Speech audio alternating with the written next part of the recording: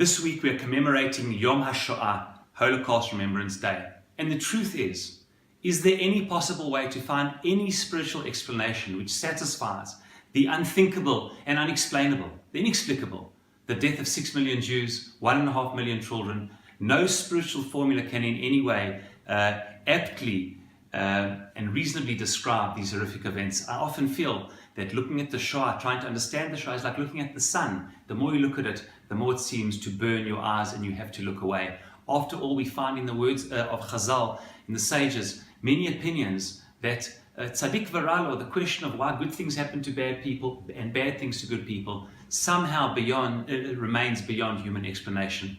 The question is significantly greater than the answer suggested. But the great Rav Soloveitchik explains that the word lama, why things happen, which we cannot always understand adequately, can also be written lema, for what? The human being somehow can interpret the consequences of events and make sense of them. The reasons spiritually and morally which cause them are sometimes beyond human comprehension. For what the Shoah? Incredibly the following.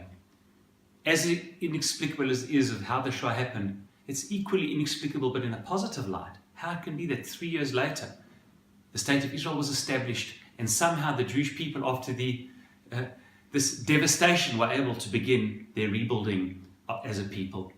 And amazingly, if one goes to Yad Vashem, the incredible memorial in Yerushalayim, one sees a verse of the 14th verse of the 14-verse prophecy that we read now on Shabbat of Pesach, famously known as the dry bones prophecy. After all, Ezekiel goes to a valley and sees this dry bones strewn all over, death and destruction all around him, in the valley, in the pit, in the grave. And Rabbi Yehuda in the Talmud, in Masechet Sanhedrin Tzadi Bet Amud Bet 92b, interprets this as a mashal. It's a metaphor that around are graves all over. The Jewish people seem dead and destroyed and there's no way of revival. And yet somehow he says, Hineni potechet kivrotechem, I will open up your graves and all of the dry bones will gather together famously and become a living body. And then the final verse, which completes this prophecy, written and emblazoned at the entrance to Yad Vashem, reads as follows: V'natati ruchi bachem, chapter 37, verse 14, Ezekiel. I will give my spirit to you, v'chietem, and you will live. V'hinachti etchem al admatchem, and you will once again return to your land, Vidatem ki ani Hashem, that even after the horrific destruction, you will know that I am your God through the return to your land, and my ruach, my spirit, you will be able to relive again. How privileged we are to live in a generation that the inexplicable happened, not only the impossible Shoah that we cannot explain, but the positive twist and turn of Jewish history, that we have merited a return to Israel, that the graves have been opened, so to speak, and the Jewish people have been able to come to life again, from survival barely to revival and thriving in our generation.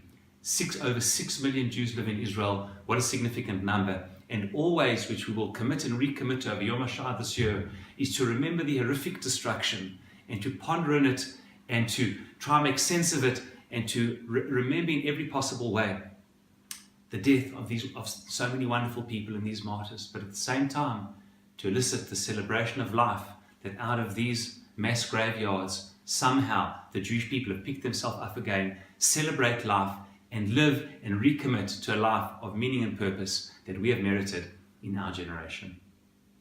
Shabbat Shalom.